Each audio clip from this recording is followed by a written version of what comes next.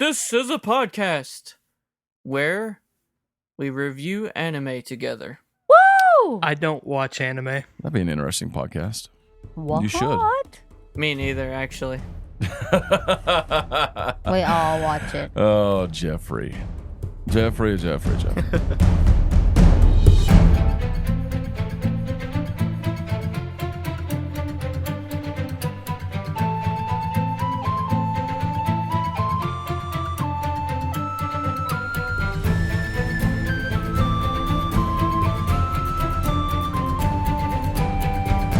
Hello, everyone, and Welcome. to Make Believe Heroes, an actual play 5th edition Dungeons & Dragons adventure.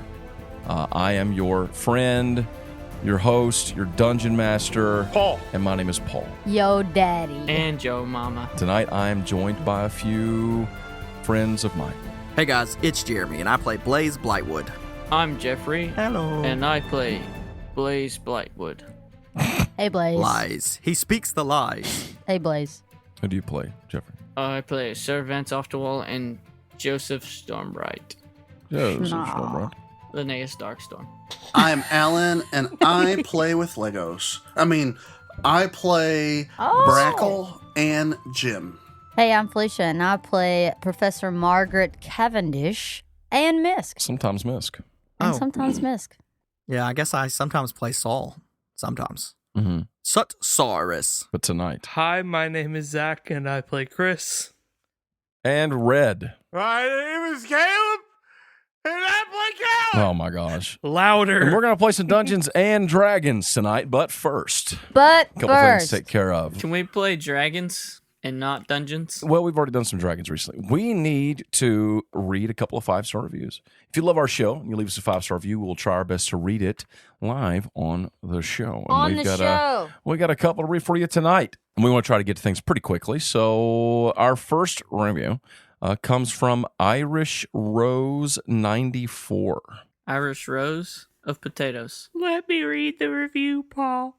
Nope, this review is Do it. I Thought I Was Died by Irish Rose 94, which I think is a quote from the show. Nice.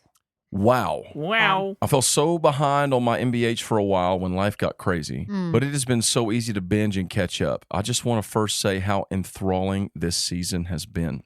And that was in August of 2022, so I'm assuming that was season 4. The opening ceremony was beautifully done. Kudos to Paul as usual. And I'm particularly fond of the rivalry between Nelly and Mogert and how Felicia plays into it so well. Felt super bad for Durlban, but honestly couldn't stop laughing when the door kept slamming into him. Oh, no. That was fun. That was funny. And every time Kjorg goes to swipe something, shake my head, but I love it. Yeah, boy. Amazing character development this season all. Thank you for the good, clean fun and laughs for my commute to and from work. You put in a lot of time, and it shows. Thank you so much, Irish Rose, for those kind words. Thank you so much. And thanks for Thank you for the kind words. thanks for catching up. I on the also show. loved Mogert and Nellie's. Thank you for being Irish. And thank you for your rose. Thank you for being Irish. This next review comes from Squid Kid 123. Squid. 5 stars. Entitled Really Good. 5 stars. Really good. I started listening last year and I was having trouble in school. I'm in 7th grade now. So when I started listening to the podcast, my life was so much easier. Wow. I would listen to it at night and finish 1 to 2 episodes per night. Overall, great. My favorite character in all is Gus. Ghost. Goes. Wow. So far. And coincidentally, my best friend is also named Gus. So, Yeah, boy. but yeah, it's very good and keep going on with it. I finished it in a year and I'm waiting for more. Also, another one of my favorite podcasts is the Damage Guild podcast. So you keep up the good work. So yeah, keep up the good work. Sorry it's so long. Yeah, boy. I'm done now. Wow. Thank you. Squid Kid, I just have one question. Are you a squid now or are you a kid now? I'm a squid now, but I'm a kid. I'm a squid now. I'm a quid now. He's a quid. He's a quick Thank you so much for the 5-star reviews. And now for a shout out for our patrons, 2 of them. Shout it out. Who support us at patreon.com/makebelieveheroes. And if you go to Happy patreon.com/makebelieveheroes, you can support us as well. And even at the $1 tier, we'll give you a shout out live on the show. Wow. That was amazing. Early release, Money Me Unwrapped, extra episodes. Shout out to one of our big-time patrons, Sarah Alcantar. I'm not sure how you say that. Sarah Alcantar. We love it anyway. Alcantar. Sarah. Also known as Steam Dreamer Sarah on the Discord. Thank you so much, Sarah. Steam Dreamer. If you saw the Alcantor. teaser poster for Alcantor. season 5, Alcatraz. featuring Sebastian Blackfire, she actually made that for She us. made So it. Awesome. huge shout out to Sarah. Thank you for your support. We love you. And one more shout out before we get to the Dungeons and the Dragons to your boy, Chris Newcomb. Whoa, whoa, whoa! Oh, Chris, yay! Thanks, Chris, for your support. You are what keeps us going. You're the rocks between You're our the wings. rocks between our toes. You're the rocks in our socks. And now I'm going to roll a giant blue D20. It is a 10 You're on the tip. on the dice. Nice. Let's talk about what happened last time on Make Believe Heroes.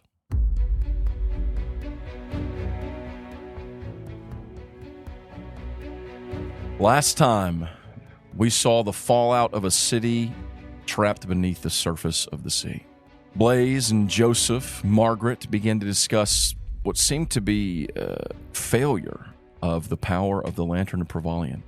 Chris set out to check on the workings of the tunnels that might lead to Ruined Cathair, only to find that his allies there were nowhere in sight. And he could not discover truly if the tunnels would work and the driller train would be able to take the pressure beneath the ocean. It's not good. In the tavern, the Cerulean Stag, Jim, Vance Guy, and Kellen caught up after years of being separated. And then Jim and Kellen began to make plans to return to Fallen Grove, where hopefully they could find Charlie. But before they could depart, Jim was summoned to the Elder Conclave, the Tower of Privalian, where he met with Margaret, Blaze, Chris, Joseph, and the Archmage, Theron Silverthorn himself. The Archmage would take Jim, Blaze, and Chris with him down to see the Lantern of Privalian, to see if they could discover what might be ailing it and if there is anything they could do to fix it. And as they entered into the Tower of Privalian, we saw far to the north, standing above the oceans that now rested over the city, two devilish figures, Oh my. Saul and Misk. And as they stood there trying to figure out how they could reach Vinthaven and get to their friend Brackle and help in all that's going on there, they're approached by none other than the Shade himself. Shady. Really One- bad. One blue eye, one We have purple. no idea. He came to call on Saul to fulfill his debt. Better call on Saul. Then they stepped through the light into the portal, which would lead them to the city of Vinthaven by the sea. Or, I suppose now, Vinthaven beneath the sea. Ooh. Somewhere Under the sea. beyond the sea, somewhere waiting for me. Blaze, Peep, Jim, Yes. Chris.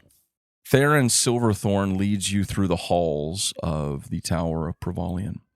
On the main level, you pass around the atrium and down a hall leading toward the opposite end of the tower, and the Archmage opens a door leading you all inside.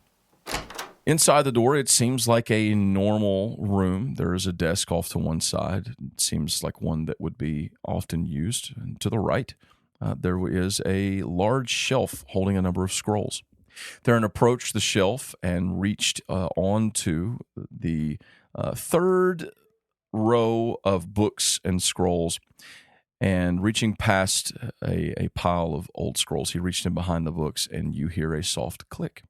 Upon hearing that click, the bookshelves part, sliding to either side, and then he turns to the three of you and says, "Come along. And of course, anything that you see while we are here, I must impress upon you that the secret of how to reach this place, while you could not do it on your own either way, must remain between the four of us." Is this one of those only touch the lamp things? Don't touch anything else? I would recommend that you don't touch anything, actually, while we're traveling. What about the lamp? The Lantern of Privalian? No, I'm talking about like in the Cave of Wonders, only touch the lamp. Don't touch anything else. There is nothing else. Just follow me, Jimaloo. That sounds hard. There is behind the bookcase a spiral staircase that leads downward. It's very tight. You all go down the spiral staircase opening into a second hall, and you come to a small chamber. In this chamber, it is a solid white room, and there seem to be no markings, no runes, no lines in the floor, no lines on the walls, anything like that. But as you step in, the door closes behind you. The door that was not there. The wall just slides and closes. And you're sealed in a cylindrical, solid white room, maybe 10 feet tall, 6 feet across. It's very small in here.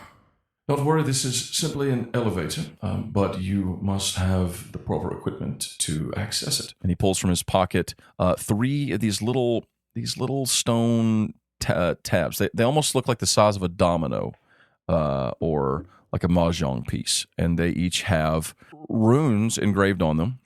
He walks over to one side, which every part of the wall seems exactly the same. He walks over to one side, and he takes it and he places it into the wall, and it slides in. He walks over to another side. He does the same thing with the second one, and then with the third one. And with each time, as he places the tokened stone inside the wall, he speaks a word under his breath. And once they're all inserted, you all hear a sort of hum as the floor activates, and it begins to move beneath your feet. The floor separates from the walls, and you are sliding down like a tube. Not fast, but not slow. And soon it opens up, and you are in what appears to be some sort of crystal or glass tube. And you can see out below you an enormous door, probably 50 feet down from you. Oh, boy. There's a walkway that leads to it, and there is an enormous door. It is stone, pearl white, with golden markings all over it, and also these weird looking, like a rectangle all over, a number of these weird little rectangle things, probably 2 feet wide and 1 foot tall. And the cylinder that you're sitting on reaches the bottom, and as it does, there is an opening for you to step out onto the walkway. Is this one of those people in glass tubes shouldn't throw rocks things? Yes. I wouldn't throw a rock at anything while we're in here, Jim. Just wondering. I wasn't sure if that's where that adage came from. Jim Lil, I have no idea what you're talking about. Neither do I half the time. Well, shall we? He leads you forward. The walkway is narrow enough for you to walk single file, and it drops off into who knows how far on either side. Pretty far, I imagine. It comes to a wider walkway up ahead, and you approach the door. There's probably like a 30, 40-foot walkway in front of it where it spreads out wide in this door. And this door is about 30 or 40 feet wide. And I say door. From here, it looks more like a wall. But stepping up to it, he just sort of steps up, places his hands behind his back, and stands there for a second. As you all step up and look around, suddenly 2 of those little rectangular door things slide to the side, inside, and rolling out of them come these weird-looking metallic brass ball things. Oh, no. About 2 foot around, more or less. And they hit the ground. They sort of roll down the wall, actually. They don't fall out. When they come out, they roll down the wall like they're sticking to it. They roll up toward you, and then they sort of like pop out. Like weird little robotic mechanical heads and arms and necks with 2 bright little eyes shining through. Hi, I'm Mel. Yes, Mel, I'm aware of who you are. I've told you you don't. I am also Mel. Also, Mel, I'm aware. We must enter into the vault of the lantern. What is the password? The password. There are no passwords, Mel. What is the password? Who gave you permission to be here? Mel, it is. Reach, Mel. Get here. Take my hand, and he holds his hand out to you, where Mel is supposed to prick his finger and verify his identity. Robotic hand pricks your finger, and he takes the blood. Mm-hmm. It's there in Silverthorn. This is the blood of one there in Silverthorn. You may enter. Yes, thank you, and I have brought the required number: 3 mages and 1 architect, 1 engineer. You see him scanning. That is correct. You may enter. Mel, these guys can enter. Yes, Mel, I hear you. We let them enter. The Mels roll to the side, and as they do, you all hear a number of gears activate inside the doorway, and then it parts and opens for you all to walk through. Through? Inside, it is an enormous stone chamber. Dark stone, not black, but dark. In the very center of it, there is a sort of contraption that has been made. Chris, the moment you see it, you recognize Rune Kutherian handiwork. I mean, it is obviously the work of rock gnomes with some level of ingenuity. It is a sort of housing. Think like a giant goblet. It almost looks like a giant mechanical goblet that has a base, but the top, which would be like the cup, is not stationary. It actually moves around the lantern, which you would assume is the lantern, which is right now Hallelujah. a giant sphere of light and energy. Blaze is bright-eyed and bushy-tailed. He's so excited. There's also a sort of power that seems to be connecting the base of this machine and the cup that sort of holds on to the side of the lantern. There it is, the Lantern of Privalian. Shall we?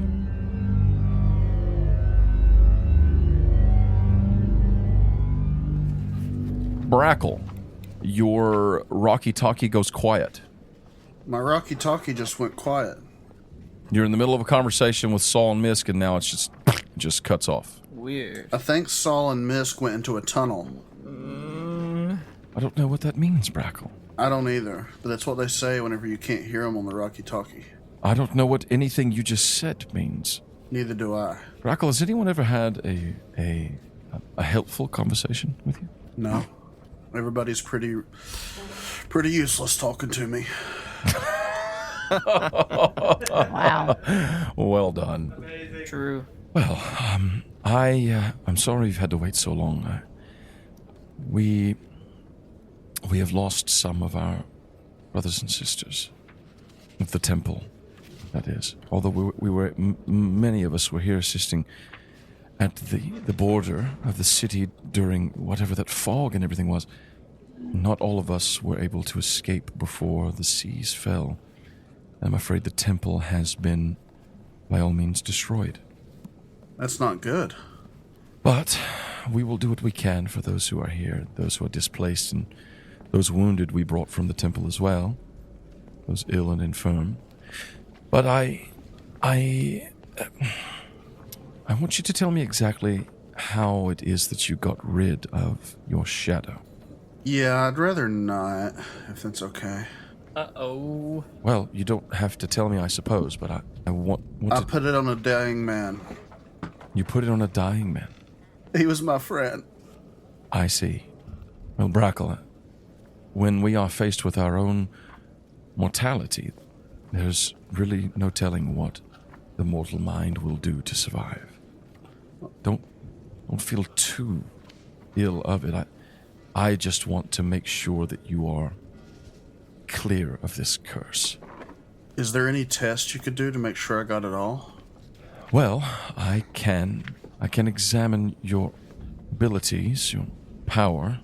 Before Brackle, the shadow was impossible to miss. If it is still there, I believe we could find it, but actually, I don't know. And as she's saying that, you hear another cleric who steps around the corner. Please, Iln, allow me. And you look over Brackle and you see the high cleric of the temple, the same one who gave you the way to overcome the shadow. You did. Brackle, if it is all right with you, I would like to be the one to make certain that it is gone. Yes, do whatever you can. She places a hand on your forehead. Oh. You feel a warmth on your skin. Imagine like a heat lamp. You know what a heat lamp feels like. Imagine it literally... Like for lizards? Oh. Yeah, like a hot light tracing over your body. That's what it feels like. From starting with where her hand makes connection with your head, you feel like a light, like a warm light shining as if it touches every part of your skin from your head to your toes. You feel this light sort of warming for a few moments, and then she lets out a sigh. It would appear that the shadow is gone. Brackle. About time. Yay. So what do I do now? What happened to Severin? Sivrin. He is the one who took the shadow. Willingly, with consent. Taking the darkness willingly could have various effects, but I'm afraid I can't give you a simple answer, Brackle. Would it have been better if I forced it on him? Because if he takes it, he's like showing a love for power and... No, you would have... Would you like to know? Yep. You can tell Jim he wants to know. I want to know. So you would not like to know? Yes, tell me. I need to know. I cannot hide my sins. We cannot be certain, Brackle. But the parasite that had attached itself to you, it was a soul eater. Soul Eater. Oh, crap. Wait, can it eat souls, or is it just called that for some other reason? As I told you before, if you did not rid yourself of it, it would consume you completely, Oh, no. body and soul. Wait, body and soul? It is possible Oh, gosh. that Sivrin's soul is simply gone. It is also possible that it is not, that he has persisted and that his soul managed to escape. And truthfully, we cannot know this side of the Great Divide. What does it mean for a soul to be gone? Is there a way to retrieve it, or is it like irretrievably gone? Like, is it just out in the void? Is it wherever the Crooked Father sends all of his stuff whenever he destroys it? Like, whenever this is done and I'm on my redemption arc, where do I need to go to get his soul back? If his soul escaped, then it is with the gods. If his soul was devoured, then it is gone forever, and there is no retrieving it. Awesome. How do we know this? Ask a god? Okay, who's left? Roll the dice. Specifically, I would recommend asking the god of the dead. Vervetter. He is the one who shepherds all those who pass from this plane to the next. Where do I reach him? Is he nearby? Brackle, you are not a fool, are you? I am not. Well, I worry that I am, but my foolishness would not compensate for my sins. You can only pray. You have anything a little more face-to-face I could do? I'm afraid I don't, Brackle. If I had a direct line to the gods, I would not be here. But aren't you the arch-cleric? I am the high cleric, yes. And I pray. I grow tired. I must go. Well, thank you for ridding me of helping me to rid the shadow. It is a blessing, and you've saved lives, even if we irretrievably possibly destroyed one forever. But hey, there's some that won't get sent to the hells or the afterlife, right? What's worse, saving lives at the expense of one being irretrievably gone, or allowing many to die and their souls pass on, still alive in a sense, while keeping one other alive, but dead still? She puts a hand on your shoulder. Brackle, it does not do the mind well to focus and dwell on those things that we cannot change, we cannot control. You are alive, and while you live, you have agency, the ability to make change for good, to fight against the darkness that rises against this world. Take the time that you have been given and do just that. See, I see what you're saying, and that's what I already intended to do, but I'm not doing it to make up for what I did wrong. I want to fix the wrong that I did, as well as undo the wrongs of others. I am afraid that there is nothing left for you to do. If Sivrin's soul is gone, then it is gone. If it has passed on, his body is gone, and his soul is at peace. Let's hope it's that second one. Is there any way to verify that? Like, do you have... We've been through this. If you want to verify it, you'll have to find the God of the Dead and ask him. Yes, and I have. I just prayed threw one up in my head real quick. He didn't answer. Hopefully he will answer, Brackle. How? Is it like an audible thing, or just a weird feeling that you get later? Hilna stands up and she Brackle, I'm afraid the High Cleric must be about our business. We both must. Of course, it would also be a sin to keep you from doing your goodness. Thank you, and I'm sorry, this is just how I cope. Which is to say poorly. We all do what we must, Brackle. Helena puts a soft hand on your cheek, and then she helps lead the High Cleric away. Just as Margaret and Joseph come walking up towards you, Brackle. Oh, Breckle, we were told you would be here. Yes. Theron has taken Blaze, Chris, and Jimalil to the Lantern to check on it. Oh, gods. Yes. There's a lot going on. I'm sure they're doing just fine. Oh, they're fine. Not Jimalim. I'm sure it's okay, but why could, I feel like I'm wasting my time here. Where can I help? Where am I needed? Would I know what else to do from here? We Y'all were just trapped gonna... under the sea, baby. I know, but we just went to get Brackle. Under the sea. Was there a plan You went to after check that? on Brackle to make sure he's okay. Brackle is not okay. Oh, yeah, because he just, did all kinds of shadow Yeah, stuff go ahead. in What'd you front of say, us. Jeffrey? Does anyone know how to swim? Brackle, I'm sure Brackle knows how to swim. you were, incapacitated during that battle. I was worse than that. I was actively harming. And yes, I know it wasn't me, but still, it was my inaction that caused it. My inaction over the past several days and weeks. Are you rid of this problem? Yes, the High Cleric has given me a clean bill of health.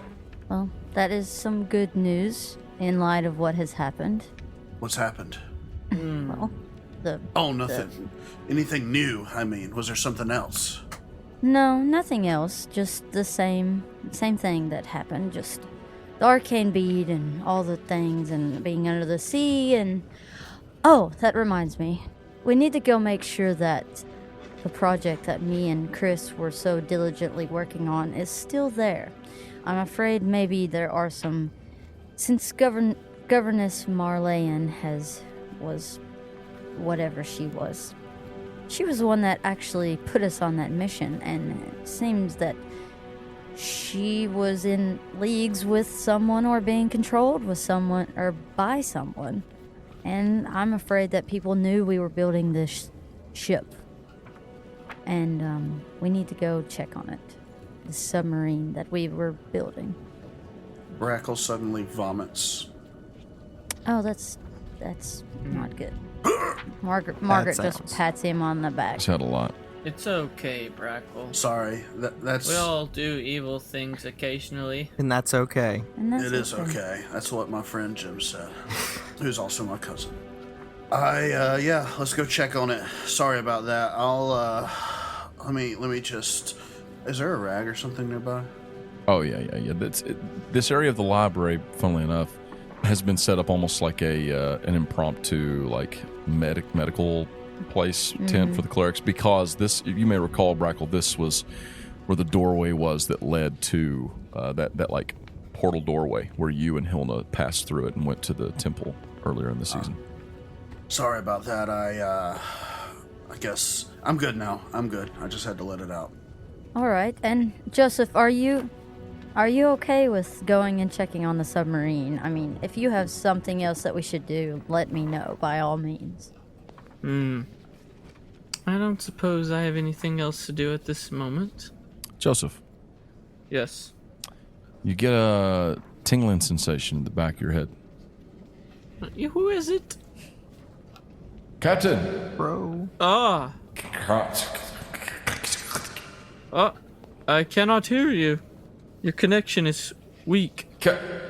We're safe. How? You are safe or are not. City is under... Can you... I can only hear you partially.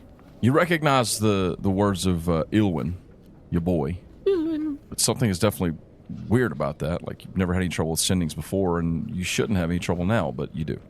Joseph. That's odd. I've never had any trouble with sendings before. It has to be the lantern. Something's messing with the magic. Maybe I should go closer to the lantern to get a better signal. I don't think it actually works like that. But you never know. Well, let's let's head on to the submarine. Y'all head out from the library and start moving in that direction. It's not too far from here because it's in your shop. It's in not the shop at your house, but in the shop there at the college, and you're still on the college grounds.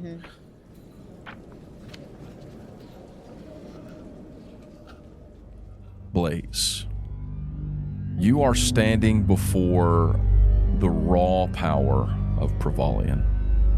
Archmage Silverthorn has walked forward toward the base of the lantern, and there are a number of runes and symbols on it that he can actually approach. And as he does that, the lantern is just twirling and swirling above it, and the apparatus that connects to it is moving around it, just like we said before.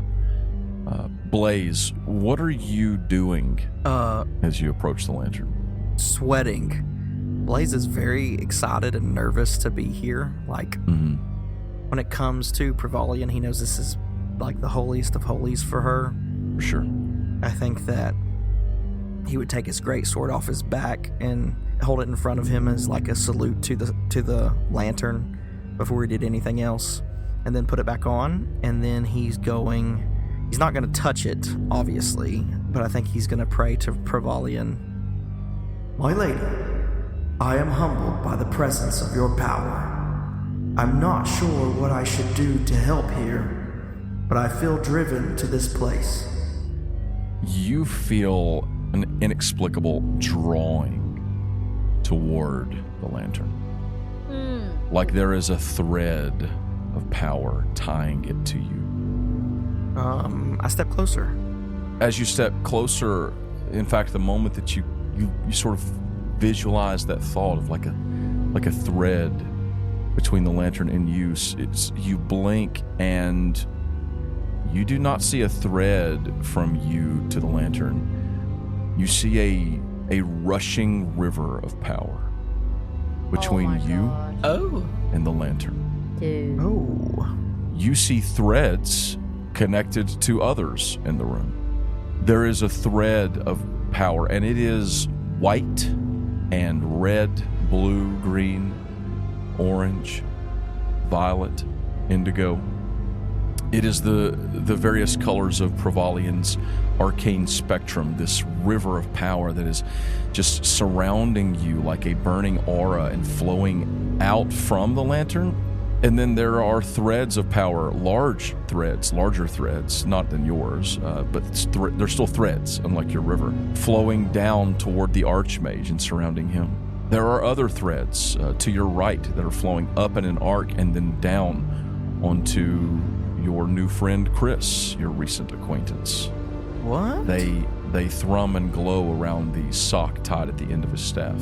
There are no threads tied to Jimaliel. But when you look at him, you see something else. You see like it's not really like a fire. I don't really know. I guess I would probably compare it mostly to like a wind of orange light. An autumn breeze. Blowing out from the center of his chest, right here, right on his sternum. There's like an orange wind light blowing out from him and around him and just swirling around him like a wind. Wow. Whereas the power around you is more like a rushing mighty river. What color is around me? Holy cow. The colors The same as them. It's that of the all the different colors of the arcane spectrum flowing from Privalian's lantern. Ah, beautiful. I can see the magic. It's connected to different sources. You can see it. It's like a river rushing, pushing me towards the lantern. Is the river flowing from the lantern or from you? From the lantern into me. Perhaps you should draw closer. Blaze goes closer. Chris, if you could you come and assist me? Of course. You approach it, and Chris, you can see all the runes before you, and you can tell this is a sort of containment device. It is meant to keep any spikes or any variations from escaping the aura around the lantern, which is established by that apparatus that swirls around it. It is constantly catching, think like a solar flare coming off of this thing, but of arcane power. And you come up and observe the readings. And give me an investigation check, Chris. Investigation. Blaze, give me an Arcana check. 25. 22 plus 4 is 26. Daggone. Jim, Yeah. I need a saving throw. What flavor? I would say this is a wisdom saving throw. I got a 13. Chris, observing these readings, you can tell two things. One, the apparatus is working properly. Two, the energy readings are way off. They are far below average. And if these readings are correct, then the lantern may be heading toward complete failure. Oh, no. Jim, Yeah. standing in the light of Privalian's power, you feel a warmth in your chest. And you sense a glowing light around your sternum, Oh. just as you have many times previously. Bro. Wow. You look down and you see the totem glowing under your cloak. I grasp the totem. You hold the totem in your hand, and as you do, make me another wisdom saving throw. You're dead, bro. This time it's a 14. The light burns in your hand, and it doesn't like hurt, but it's uncomfortable to the point that you can't hold on to it. I'll let it go. You let it go, and the light is no longer shining on the totem. It is shining in your palm, and it begins to run up your veins, Oh, crap. Oh, no. and your skin begins to glow with a bright orange glow. Blaze, you don't see any of that because you are being drawn toward the lantern, and you have left your feet. Oh, man. Oh, my gosh. The river is pouring out of the lantern. When the Archmage asked you how the power was flowing, it was coming out of the lantern like a river. But the moment that Chris had stepped up to the panel, the flow slowed, and you also noticed it seemed like the lantern was slowing and it's turning and the apparatus was slowing. And then suddenly you felt a pull, like a string attached to the center of your heart, and your feet leave the floor and you are being pulled toward the lantern, and now the river has begun to flow in the opposite direction. Oh, crap. That's And you feel as if your life force is pouring into this thing. Beautiful. I lean into it. I like don't fight it. Like he's gonna put both of his hands forward and try to accept it, I guess. It hurts. Your skin is on fire. Your brain is on fire. Your heart, your body is burning with power. It feels like energy that you don't have is being pulled out of you.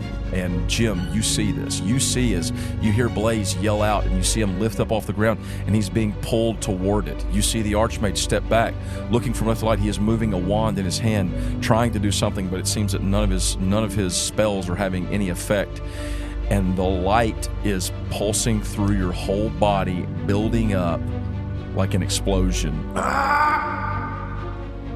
Jim, you hear again with this burning, this light just coursing like hot blood through your body, glow just coming out of you, and almost like it's fit to burst. And then you hear a whisper like you did once before, and it says, So I approach. you step toward the lantern. You step up off the floor. Like invisible platforms of energy beneath your feet, or maybe it's the power coursing through your body that lifts you off the floor. But Chris, you look up and you see Blaze pulled toward the lantern.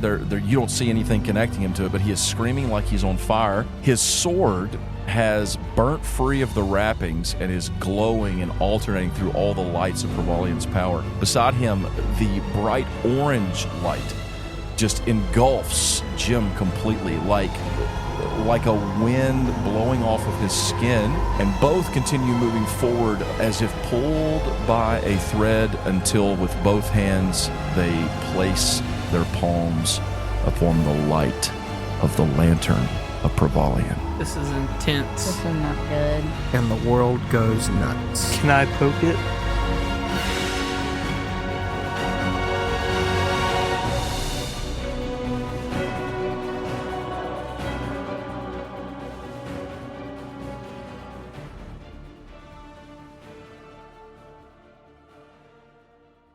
Kellen, Guy, Vance, the three of you back at y'all's place? We're at the That's a bachelor bachelor pad. pad. What are y'all doing? I took a nap. Man, Jim really had to get out there in a hurry. I hope everything's okay. I mean, I'm sure he's fine. Hopefully he didn't die. Hey, do y'all have any food in here? Oh, yeah, sure. We got some snacks and stuff. We got some Spam. Yeah. And rice. Orange juice. I thought that was what you got in, like, your email folder. Although, wait, should we be like rationing our food? Maybe. I mean, I can, actually, I can't do anything, probably. You can what? What were you going to say? I don't know. Maybe you can make some magically. Summon some magic food? Yeah. I don't know. I'm definitely not there yet. But I'm sure there's ways. I mean, we've got there's like gardens and all kinds of things We like can just that. go fishing. We'll just cast our rods into the sky. I don't know. A lot of that stuff looks pretty gnarly up there. I mean, technically, I do have a spell where we could go, like, spearfishing. Well, look, there's like a cooler over there. Could make some good berries. We've got some meat and some snacks in there. Help yourself, okay? Okay. Kellen's ravaging his, the cooler. You step over to the cooler, you got to open it, but on the way over there, a slice of light appears between you and the cooler. Oh, no. What in the world is this? And it spreads wide like a portal. Hey guys, there's this weird looking thing right here. A tall figure comes walking out of it. He's leaning on a long, dark cane with a curved handle. Oh, no. I immediately punch him. His long black hair is hanging loosely, but it looks kind of bedraggled. He has marks of blood on his dark cloak with purple linings, and he has two piercing eyes, one blue and one purple. Man, you're ugly. He looks down at you, and then he looks over toward the sitting room where Vance and Guy are looking on, I'm assuming? Listen, lady, if you wanted a sandwich, I called first dibs. Sir Vance, if you could tell your friend to get out of my way. Kellen, you might want to get out of the way. Why? Get out of the way. I'm not. There's clearly a room right there. Stepping out of the light behind him come two other figures. A reddish-orange skinned tiefling with shorter black hair, and a tan-skinned tiefling with a lute on her back. If it isn't Sir Vance off the wall. And this is weird. Van's on the wall. It's been a while. Huh. Can I get the sandwich meat now since y'all are in the way? I did not expect to see any of you here. I think we can all agree none of us expected to see each other. That's true. Hi, I'm Guy. You look weak. Guy, this is Two Devils. Hey, Guy. It's nice to meet you. Heard a lot about you. And the Devil. This is weird. Wait, this is the guy? What? Yes, these are all great reunions. There'll be time for that later. I need to speak with you, Vance. Okay. It's time to cash in that favor you promised me all those many, many weeks and months past. Well, I guess I have no choice. Right you are. He walks over towards you, and he, leaning heavily on his cane, limping, you can see that his right leg is kind of bedraggled, kind of the way he's moving it, and he rests on a chair there in your living quarters. And Guy just kind of sits there very uncomfortably. Guy, this is the person who helped me find you. Mr. Shade, right? Yes, the Shade. The Shade. Yes.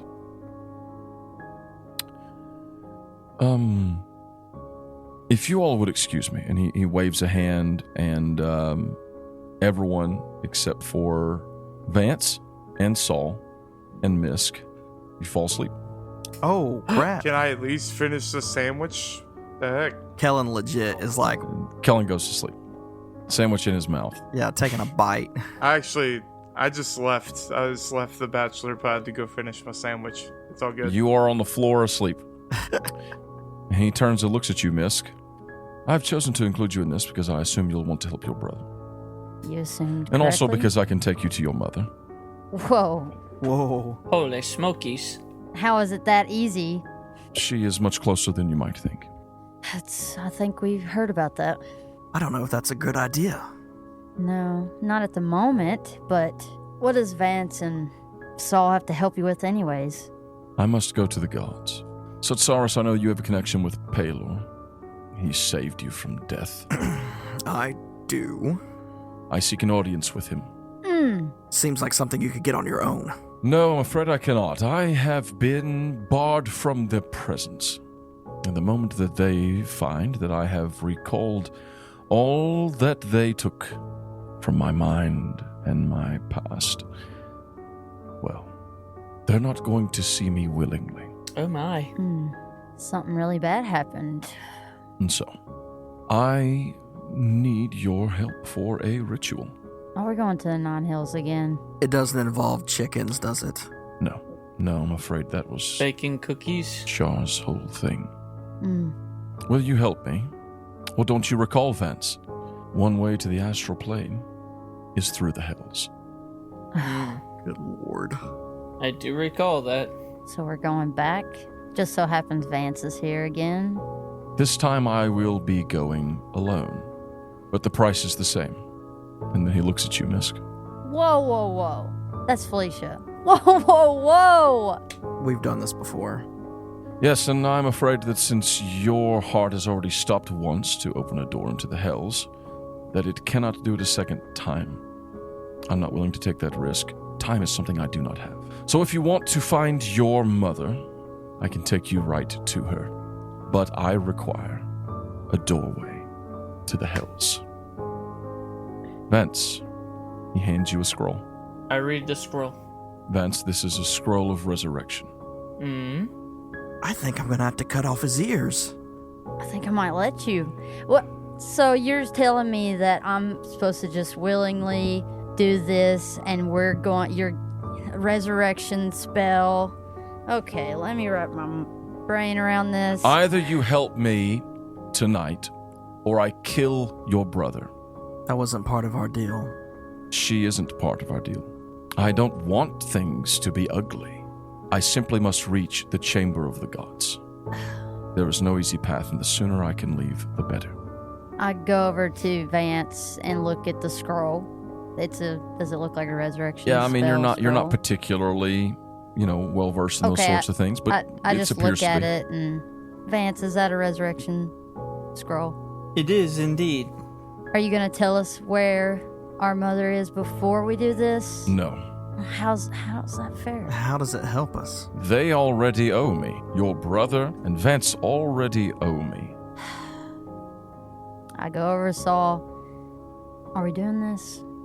Do you want me to do this? Are you? I don't want you to do this. He doesn't seem like he's gonna give us an option. He seems wounded to me. Would you like to test me? I wouldn't advise that. He reaches into his waist pocket and pulls out a gnarled green bloody talon. I ripped this from the hand of a Dracon Kelly just this afternoon. Oh my god. Oh my. Would you like to test me? Oh. Sotsaris. Oh my. Oh boy, he would love to. Oh, wouldn't he though? Well, Saul, I watched him yank her out of existence right in front of me to somewhere else where apparently he removed her claw.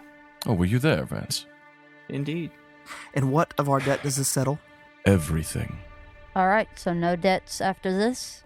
Only mine, to hold up my end of the bargain and tell you where you can find your mother. And when do we get that information? The moment I return. The moment you... Oh gosh, this guy. All right. The moment she stops breathing, I'll tell you where she is. Miss takes her rapier out and hands it to Shade. Then do it. Because we've got bigger things to deal with. You're going to experience the void. Even if it's just for a little while, you're going to feel it. So, it's the least I could do. Well, I am sorry for crashing this party the way that I have. Perhaps one day we'll look back on this and laugh over some drinks. If we all survive in the apocalyptic hell that is about to descend on all of creation. But, for now, let me gather my things. Is it really a hell, Shade? Far beyond it, I'm afraid, he says as he stands and limps back toward the kitchen as Guy and Kellen stir. Is it something you want? Is what something that I want? The end. He pauses for a moment. An end, I suppose. But not the end of all things, no. Just the end of those who took everything from me. Oh, snap. And Yeah. that is where we're going to end this episode of Make Believe Heroes. Oh my gosh. This is not good. Oh, snap. This is bad. Not good at all. It's alright. Thank you for listening to Make Believe Heroes. I want to kill a god. Everything seems to be converging. In what way? Like an end game. We love you guys. Thank you for listening. We love See you. you next week. See you next Bye. time on Miss Guys.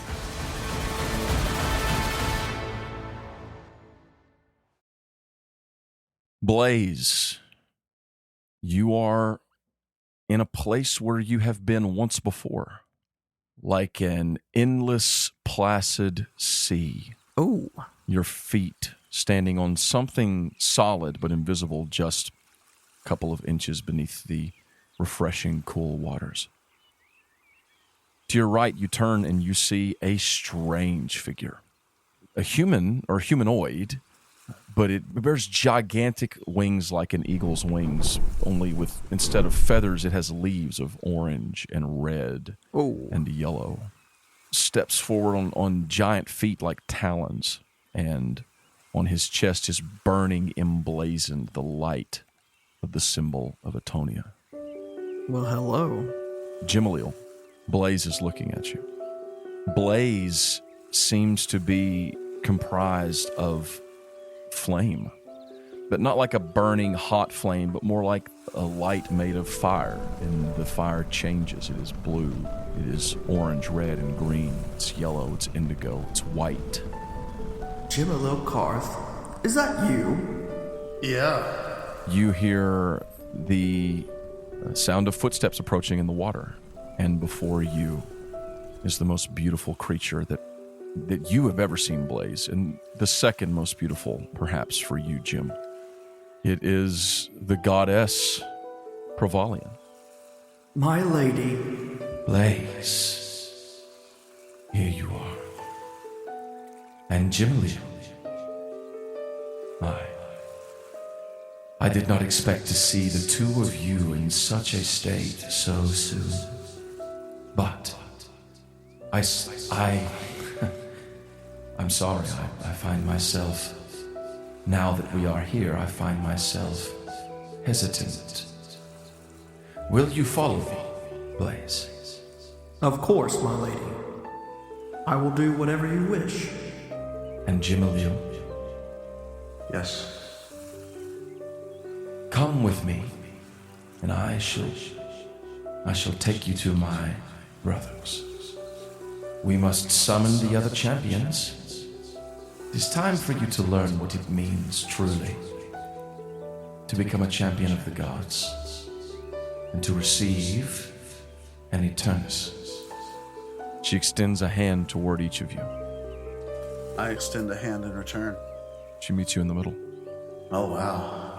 Jim, when you touch her hand, there is a sort of harmony between the power of Atonia that flows now throughout your entire body, completely in sync, and the different but still familiar power of the goddess Privalian. Blaze, the moment that your outstretched palm touches hers, not only do you feel your powers intermingling, do you feel the strength of the goddess flowing through you, burning like a light, but you also remember everything. Everything. The War of Light. Oh, wow. You remember the Dracon Kelly battling in the skies for the life of Manumi. You remember the day that the Tower of Privalian was built in the city of Vinthaven. Whoa. You remember the day that Governor Elevanre Honorius stood before you in the christening of the tower and made you one of the forming members of the first elder conclave of your people. Whoa. And you remember standing here, taking Privalian's hand and what she promised you.